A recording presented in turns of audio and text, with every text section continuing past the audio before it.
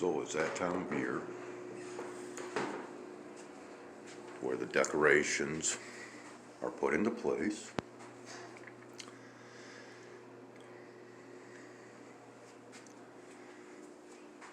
And this is the first year in the almost 15 years that I've lived here that this place has been decorated for the holidays. So we have the decorations, and we have the stockings hung with care, right? Oh my, what is this? Oh, it's a snake. A snake which is known to speak with a forked tongue, right? And that's going to be the premise for this sermon. Now, the reason why I showed that is because people around here, as well as family members and so-called friends, know that I do not participate in the holidays. I might play along, but I do not participate. Knowing this, my neighbor across the hallway decided to throw a stocking onto my door, thinking it was all fun. I put the snake in the stocking in all fun because she despises snakes. And so, turnabout is fair play, holiday fun, if you will. But let's go into the so-called sermon that I'd like to share with you today. And we are going to begin, once again, with the focal point being on the so-called first book of the Bible, which is not chronologically the first book of the Bible. And so right there, to me, is a form of deception, okay? And I've stated this before in past videos of how I believe that this is a deceptive move in order to create a beginning and an end.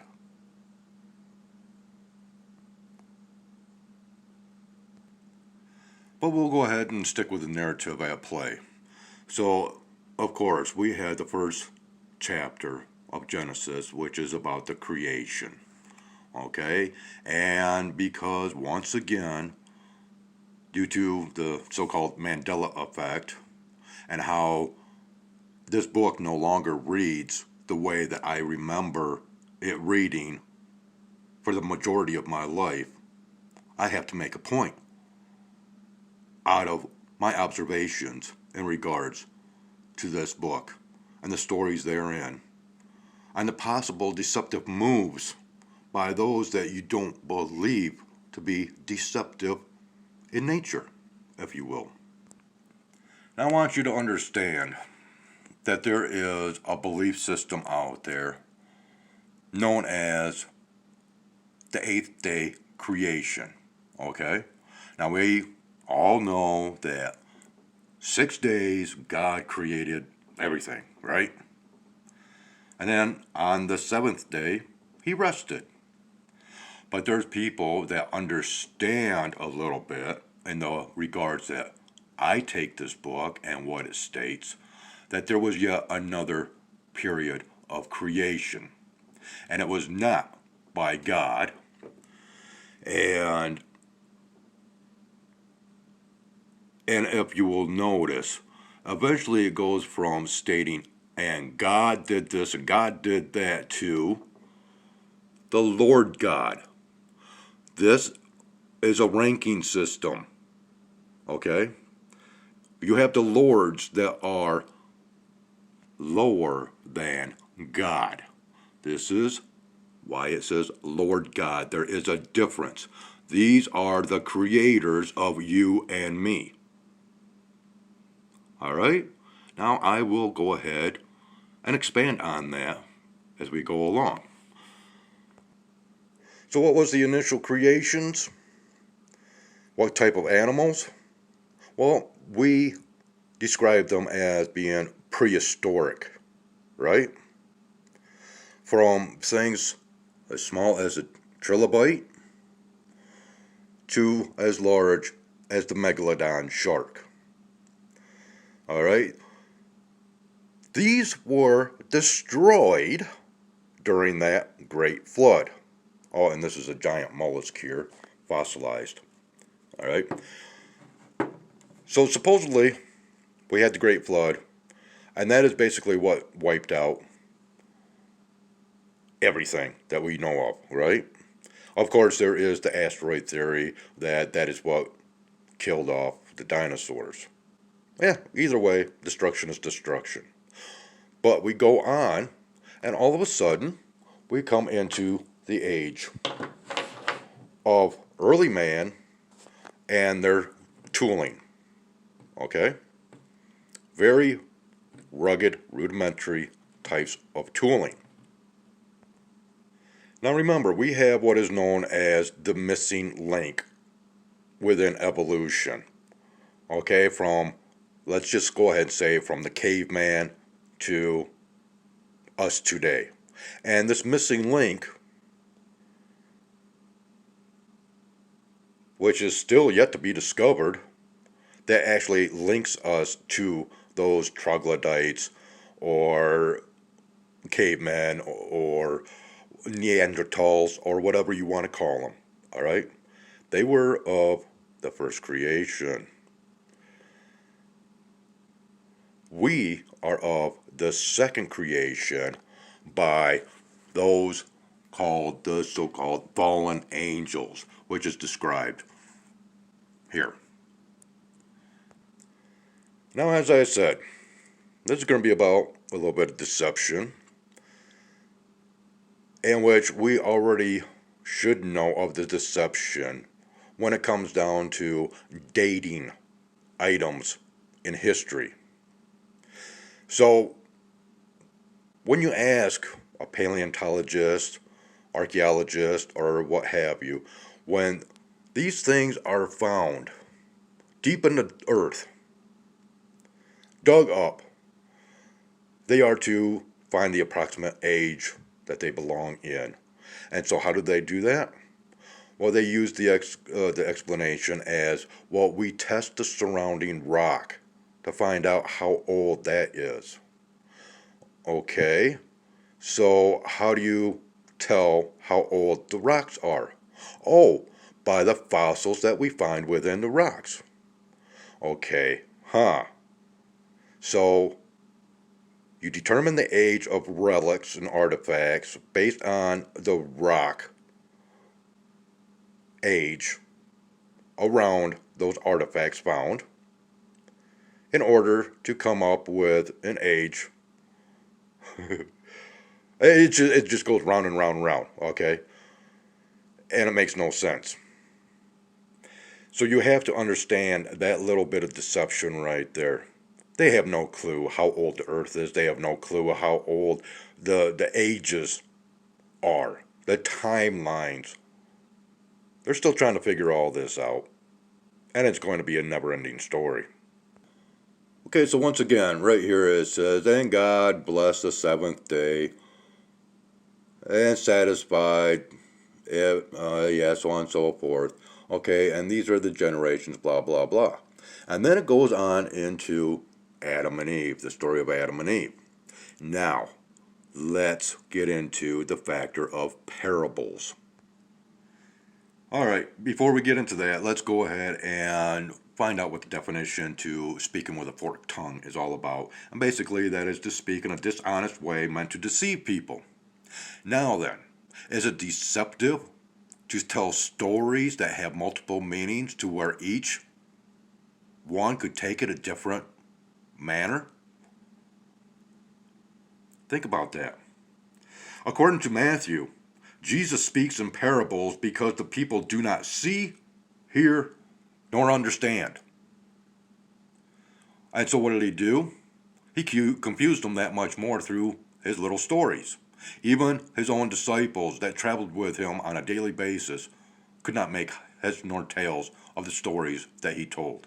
And once again, where did Jesus learn to talk in parable form? Through his schooling. right? Ah, just like Confucius, when you really study these different prophets throughout the years. Since the late 19th century, in other words, in the 1800s, the Gospels ended up falling into three groups. Now, the Gospels is the New Testament, all right? And you have what is known as similitudes, parables, and exemplary stories, or sometimes called illustrations.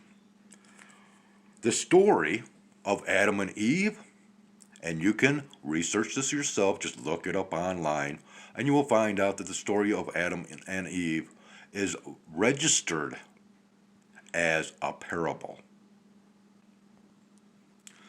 Now then, let's go ahead and go into the creation of Adam and Eve. Adam, and I might be pronouncing that wrong, or as you might know it, Adam, means man, otherwise mankind. It was not a single person, even though it deceptively makes it out as though it is one person because it says him. Well, and the Lord God, mind you, not God, but the Lord God, caused a deep sleep to fall upon Adam, and he slept, and he took one of his ribs. Now then, in the original Hebrew writings, it does not say rib, it says curve in the original Hebrew text. You can parallel that with what is known as the helix curve, which is within your DNA makeup. All right, so the creation of Adam and Eve was a genetic experiment by the others, not by this God. Mind you, big difference between Lord God and God. Think about it. Chapter 3 of Genesis. We now have the temptation story, to where the serpent tempted Eve to partake of the fruit of the tree, which is the tree of the knowledge of good and evil. Okay? Man is that tree.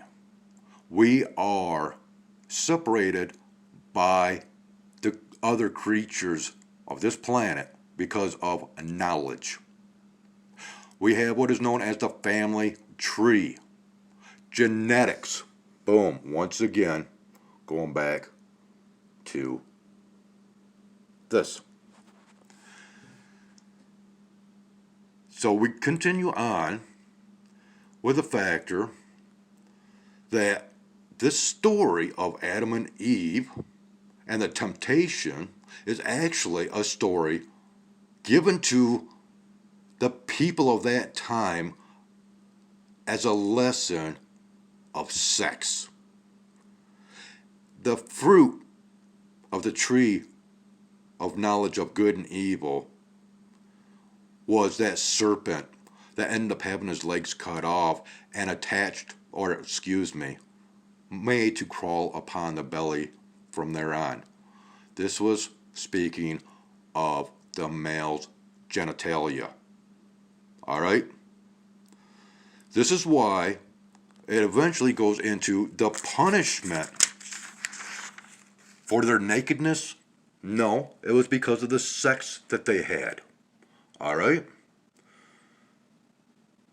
And that is why you have the punishments over labor. Women having pain during childbirth or labor, and men having pain in the fields for labor in order to provide for his family. This was the story that turned people from your hunter-gatherers into your farmers. All right? They took up the plows and started to plant. They were taught this. All right? Now, I'm going to go into explaining more about these people throughout this book.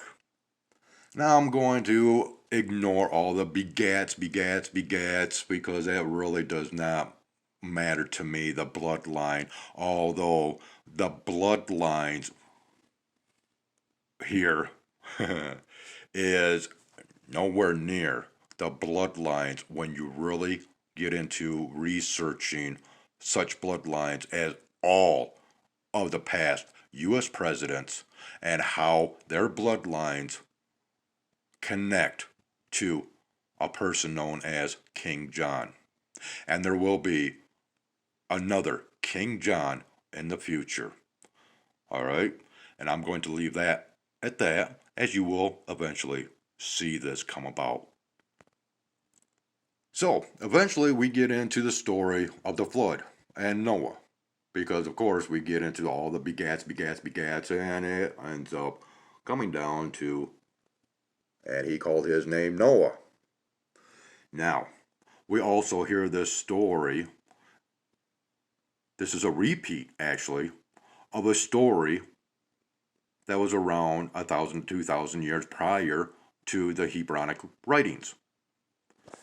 They copied this story, just like many other stories, from the ancient Sumerians, which of course now, the ancient Sumerians, which was a collaboration of Babylonians, Hittites, Canaanites, and another group of people, that they eventually was given a language to where they could write these stories down, which once again predated this book and these writings here.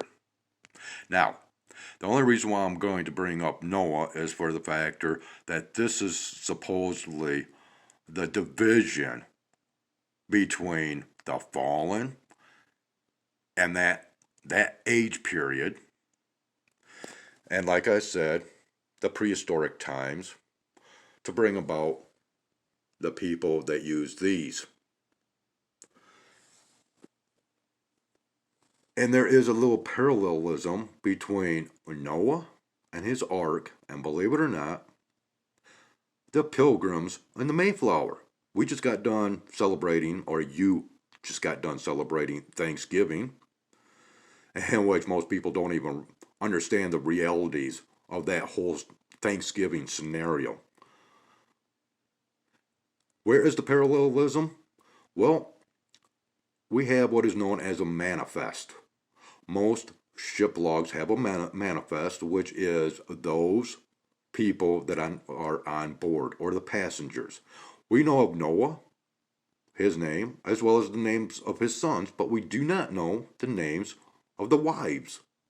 Now, on the Mayflower, with their manifest, well, they had a passenger list, but they picked up some people on their journeys, because the Mayflower was not just on one journey, it was on a few different journeys. And these people that they picked up along the way were listed as the strangers. No names. Just think about that for a moment, will you? So let's go ahead and skip to the man known as Moses, because this is going to get very interesting if you don't already understand. Now, right here we have the plagues upon Egypt. And as I stated in a previous video, this is all scientific. When you understand the plagues and the progression of the plagues, it is all scientific and in nature. It's a natural happening. And by this point, we are no longer God, nor Lord God, but Lord. You got to understand the use of these words, people. Now, as far as Moses, it states that he took the Israelites, all right, away from Egypt, and they wandered around in the desert for 40 years. Do you know who these Israelites were? I'm going to tell you. You have heard of the 12 tribes of Israel? What comes to mind when you think of the word tribes? Do you think of those African tribes, Amazonian tribes, the Native American tribes, all of them using bows, arrows, tooling, such as this. Yes, they were tribal people, in other words, such as you see in the old westerns between the cowboys and Indians, and the cowboys always calling the Indians savages. Well, the Israelites were savages. Now, how can I prove this? Well, hang tight. So what is one of the first things that you have to do with savage people, tribal people, in order to civilize them? You have to give them laws, right? And who was the one that supposedly gave out the first laws? Moses, the Ten Commandments. And which, well, did the Israelites go with the flow? No. So we'll continue on from there. So not only did he have the 10 commandments, but there were more laws, okay? Not just 10 commandments. Read your book, because you have more demands that had to be followed, supposedly by the Lord, not God, the Lord. All right? You have laws concerning restitution, laws of human relations, laws concerning responsibility of ownership, so on and so forth. This is the creation of a civilized people, if you will, from their primitive ways. So what happens next? The Lord told Moses, hey, we need to instill offerings. In other words, sacrifices. Okay? And which, it goes on and on and on. And what's really crazy is, we need to, use precious stones, precious metals. What kind of a Lord is concerned over materialism? Ask yourself that one. Now, this